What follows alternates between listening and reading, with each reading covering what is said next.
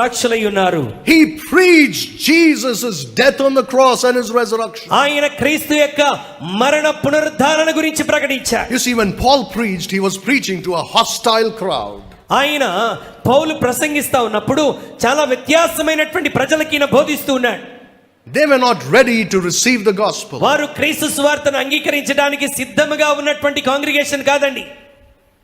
So all the more there was need for Paul to please those people. అయినప్పటికీ వారికి ప్రీతికరంగా బోధించాలి అన్న అవసరత బహుశా అక్కడ ఉండి ఉండవచ్చు. But he did not do that. అయితే వారికి ఇష్టపూర్వకమైన మాటలు పౌలు ప్రకటించలా. He didn't say, I will give them what they want. వారికి ఏమి కావాలో నేను అదే ప్రసంగిస్తానని పౌలు చెప్పలేదు. I will give them what God wants them to hear. దేవుడు వారికి ఏమి ఇవ్వాలో దానిని నేను బోధిస్తాను. And it is Christ crucified. అది కేవలం సిలువ వేయబడిన క్రీస్తే. In verses 38 and 39 you would see